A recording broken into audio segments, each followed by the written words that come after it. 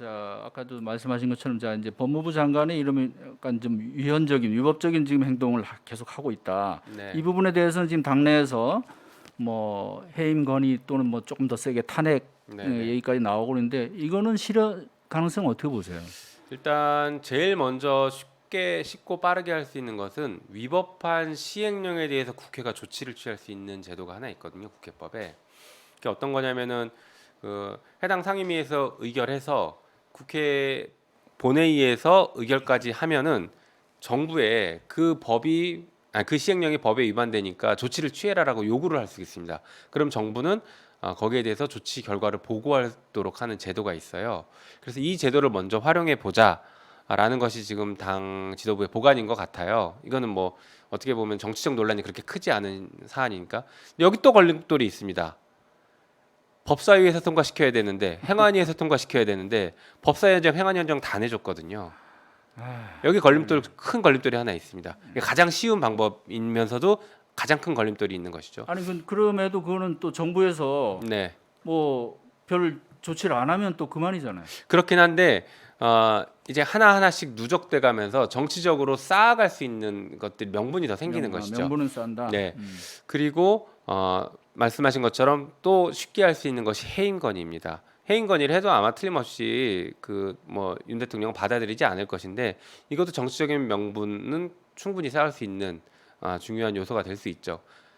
이제 그리고 가장 그 확실한 방법이 그리고 가장 강력한 방법이 이제 탄핵입니다. 장관에 대한 탄핵. 이 장관에 대한 탄핵은 저는 충분히 가능하다라고 생각하는데 여전히 당내에서 이견들도 좀 있습니다. 법리적으로도 좀 어렵지 않겠냐라는 이견을 가진 분들도 있고 이게 정치적으로 굉장히 부담이 크다 이렇게 생각하는 분들도 있어요. 그러니까 경찰국 설치와 지금 위법한 시행령을 만드는 법무부 그리고 직전에 했던 고위공직자 인사검증이라는 것도 정부조직법을 정면으로 위반한 시행령이거든요. 그러니까 이런 것들은 탄핵 사유가 저는 분명히 된다라고 보고 있습니다. 그래서 이 부분에 대해서 장관 탄핵을 국회가 과감하게 처리를 해야 되는 거 아닐까 이렇게 생각하고 그런 여론들은 지금 조금씩 모아지고 있고 특히 지금 전당대회가 진행 중인데 전당대회에서 나온 후보군들은 거기에 대해서 동의하는 목소리들을 내시는 분들이 있습니다. 탄핵해야 된다라고 목소리를 내고 있기 때문에 전당대회가 끝나고 나서는 당 지도부가 탄핵에 대해서 조금 더 진지하게 지금보다는 더 진지하게 고민할 수 있지 않을까라는 기대는 있습니다. 지금 산술적으로는 그게 이제 재적용 과반수의 동의가 필요하니까 네. 민주당 의원들이 전원 동의 찬성을 하면 충분히 가능하죠. 통과시킬 수는 있을 텐데 문제는 지금 그렇지 않죠? 지금까지 상황. 지금까지는 그렇죠. 그러니까 발의가 100명 발의입니다. 근데 법률안은 10명 동의면 발의인데 이 탄핵안은 100명이 발의를 해야 돼요. 그래서 탄핵안 발의에 100명을 사실 채우기도 지금 쉽지는 않은 구조이죠. 그리고 아마 또 이른바 역풍에 네. 대한 우려도 분명히 있을 거고요. 또, 네, 네. 또 여론이 이제 어떻게 또 반응할지. 네. 의원님 개인적으로는 어떻게 보세요? 해임 건의가 적절한가요? 탄핵이 적절할까요? 저는 그러니까 단계적으로 둘 다 해도 된다라는 입장인데 종국적으로는 탄핵을 피할 수는 없다. 탄핵은 반드시 해야 된다라는 생각입니다. 왜 그러냐면 방금 말씀하신 역풍, 정치적인 어떤 역풍이나 리스크 같은 것들을 이제 얘기하시는 분들이 있는데 저는 그 리스크가 그다지 크지 않다고 봅니다.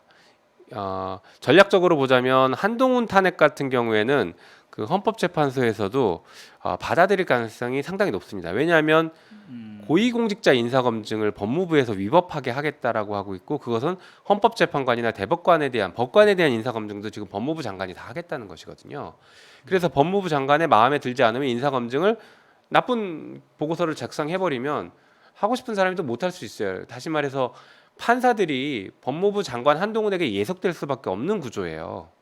그러니까 이 구조를 삼권 분립을 침해하는 이 구조를 헌재가 용인할 것인가? 저는 그렇지 않을 거라고 생각합니다. 그래서 한동훈 장관에 대한 탄핵은 전략적으로 인용될 가능성이 높고 충분히 해볼 만하다라는 생각이고요. 또 하나는 그 이미 상당수의 국민들은 지금 한동훈과 이상민 장관은 그 법과 헌법을 위반한 행동들을 무리하게 하고 있다라고 보고 계시거든요. 다시 말해 위헌적 행위를 해서 탄핵감이다라고 이미 보고 있는 여론이 높습니다. 그렇다라고 하면 국민에서의 재판은 이미 탄핵이 된 것이라고 봐야 되는데 헌법재판소가 그것을 무작정 거부하고 역행하기 쉽지 않고 만약에 그 탄핵을 기각시킨다고 하더라도 국민적인 여론은 오히려 헌법재판소에 대한 비판이 높아질 것이지 그걸 주도한 민주당에 대한 그 잘못했다라고 얘기하지는 않을 거라고 저는 생각합니다. 그래서 그런 의미에서 역풍은 민주당이 크게 걱정하지 않아도 되는 역풍이다라고 저는 생각합니다.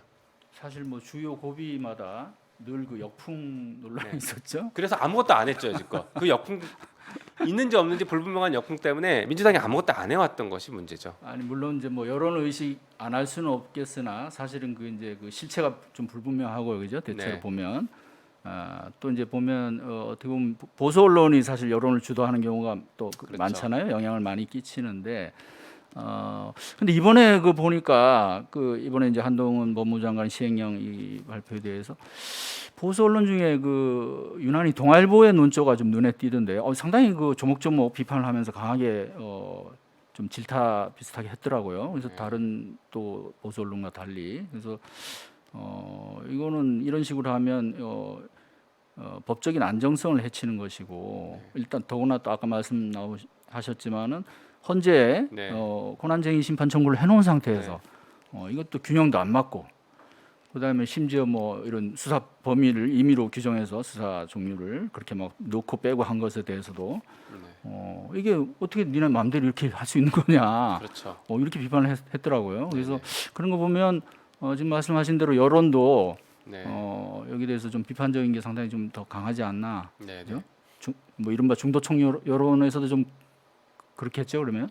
그러니까 사실은 이제 저희가 정치가 여론에 굉장히 민감한 것은 맞는데 저는 그 여론 아래에 그 이렇게 낮게 깔려 있으면서 사실상 여론을 표출화시키고 있는 민심이라는 게 있는데 그 민심을 오히려 정치인들은 봐야 되는 게 아닌가 싶습니다. 그러니까 여론이라는 것은 여론조사 기관의 어떤 의도에 따라서 결과값이 달리 나올 수 있는 것들도 충분히 존재하거든요. 근데 흐르는 민심에서 윤석열 정부에 대한 평가가 지속적으로 하락하고 있다는 것은 이건 민심을 읽는 것이거든요. 여론을 읽는 게 아니라 이 흐름은 민심이거든요. 이런 흐름들, 이 큰 그 바닥에 깔린 민심을 봐야 되는데 이 시행령을 통한 통치를 하는 것들이 위법하고 불공정하고 말이 안 된다. 특히 한동훈은 본인이 여러 가지 논란에 휩싸여 있는 사람이고 윤석열 대통령의 검찰총장 시절 징계에 대해서도 자꾸 지우기를 시도하고 있고 채널A 사건에 연루돼서 수사를 받았던 사람, 이런 여러 가지 문제가 있는 사람이 오히려 검찰권을 강화하는 쪽으로 이렇게 가는 것이 불공정하다라고 느끼는 불만이 쌓여가는 그 민심은 존재하거든요. 광범위하게 펼쳐져 있거든요. 그런 것들이 쌓여서 지금 윤석열 정부에 대한 지지율이 지속적으로 하락하는 것으로 나타나는 것입니다. 그래서 이 민심을 우리가 들여다보면서 정치가 움직여야 되고 필요한 경우에는 그 민심을 청취하고 그 민심과 함께 가거나 어떨 때는 설득하는 과정, 토론하는 과정들을 거쳐야 되는 것이죠. 그래서 저는 지금은 민주당이 그런 일들을 해야 된다 이렇게 생각하고 있습니다. 그러니까 민주당이 어쨌든 다수당이라는 그런 고지에서 상당히 할 수 있는 일이 많고 또 뭐 견제할 수 있는 일도 많은데 지금 양상을 보면 어쨌든 형식은 다수당인데 내용적으로는 전혀 그렇지 않고 그래서 제가 지난번에 박주민 의원 나오셨을 때 그런 얘기도 했는데 세간에서 민주당은 여당은 하면 안 되겠다. 그냥 야당 할 때 그런 어떤 잘하는 부분이 있고 오히려 다수당의 어떤 여러 가지 그런 것을 전혀 살리지 못하고 뭐 뭔가 좀 개혁적인 뭔가를 힘있게 밀어붙여야 할 때는 무슨 역풍 또 뭐 여론의 눈치 뭐 이런 식으로 나오고 해서 그렇다면 다음 총선에서 국민에게 우리를 다수당으로 만들어 주세요라고 말할 명분이 과연 있느냐? 맞습니다. 굉장히 뼈아픈 지적이고 저도 이제 그 당내에서 그 비슷한 그 의견을 계속 이제 뭐 내고 있긴 한데 좀 그 인식의 차이나 간극들이 의원들 사이에 좀 상당히 많이 벌어져 있는 것 같더라고요. 그래서 오히려 반대로 생각하시는 분들도 오히려 그분이 더 다수인 것 같아요. 다수당이라고 해서 권한을 함부로 쓰면 안 된다. 아니, 말은 뭐 좋은 말이죠. 네. 사실. 여야 협치해야 된다. 이렇게 계속 얘기를 하는 분들이 훨씬 더 다수인데요. 저는 모르겠습니다. 우리가 그 국민들이 민주당을 다수당으로 만들어줬을 때의 그때의 상황을 놓고 보면은 국민들께서 생각하시고 열망하셨던 것은 야, 기득권, 저 공고한 기득권들, 우리가 이제 세월호와 여러 가지 국정농단 사태를 거치면서 야, 저 기득권 진짜 가만두면 안 되겠구나. 근데 문재인 대통령을 뽑았는데 여전히 의회가 다수당이 아니니까 한계가 있구나. 그러면 국회도 다수당 만들어서 대통령과 국회가 아예 힘을 합쳐서 저것을 뿌리째 한번 근본을 좀 바꿔보자. 이렇게 생각하고 민주당을 다수당으로 압도적인 다수당을 만들어 주신 것이거든요.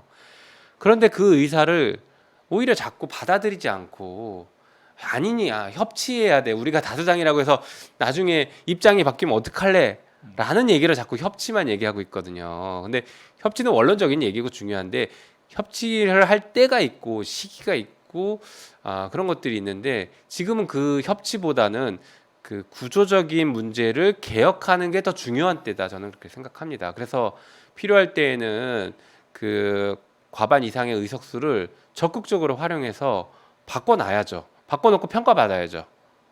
저는 지금은 그럴 때라고 생각합니다.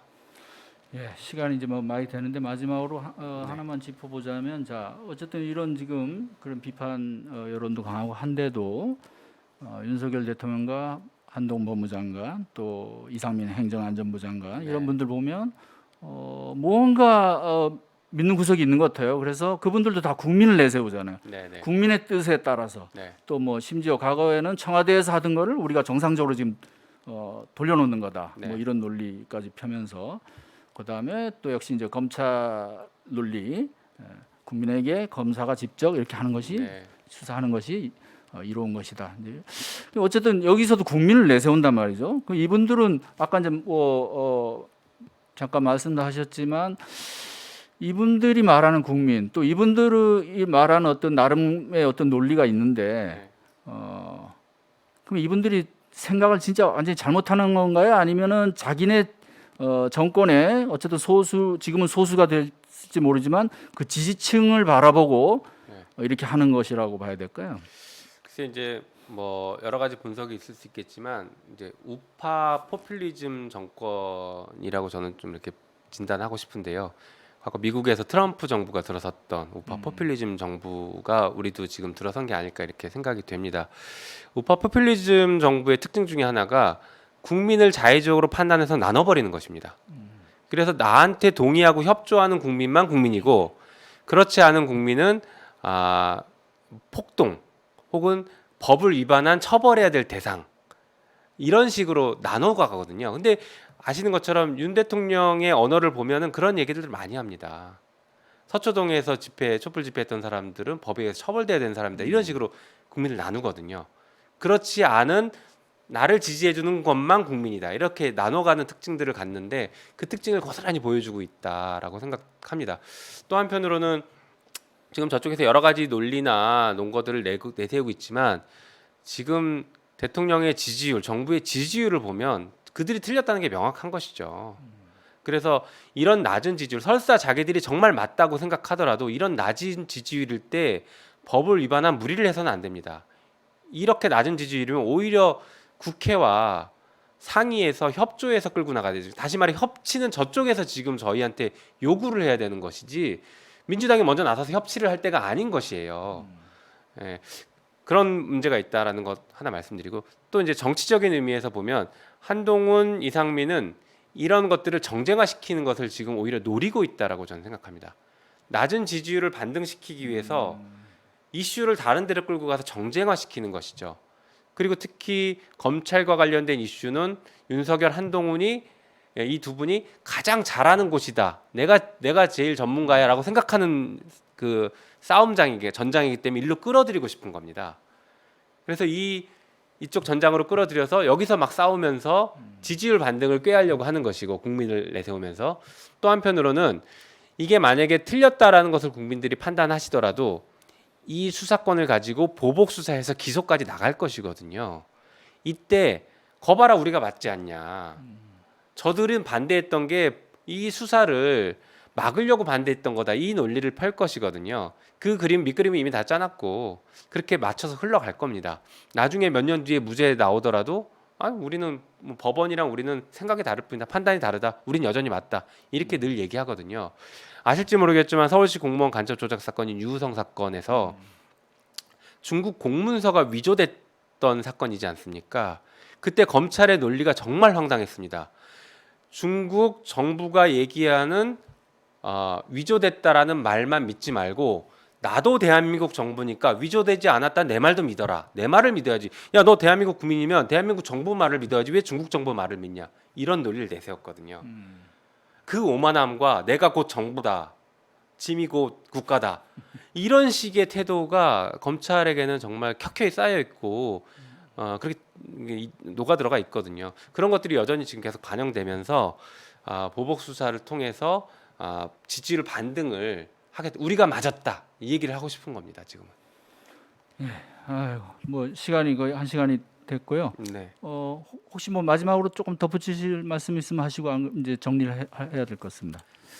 네, 하여튼 쭉 말씀드리다 보니까 굉장히 좀 비관적이고 또 제가 저희 당을 비판을 좀 많이 하게 됐는데 그럼에도 불구하고 여전히 희망은 있습니다.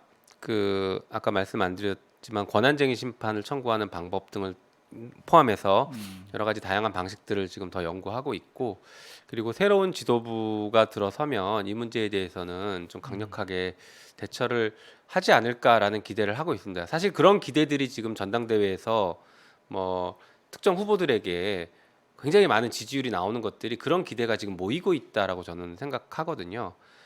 그래서 그런 것들을 새 지도부가 당원과 국민들의 열망을 잘 헤아리고 받아서 이 현안을 슬기롭게 헤쳐 나갈 것이라고 생각하고 그때는 저도 열심히 힘을 보탤 생각입니다. 그래서 지금은 비관적이고 비판을 할 수밖에 없는 상황이지만 그래도 희망은 있다라는 말씀을 꼭 드리고 싶었습니다. 네. 네, 감사합니다.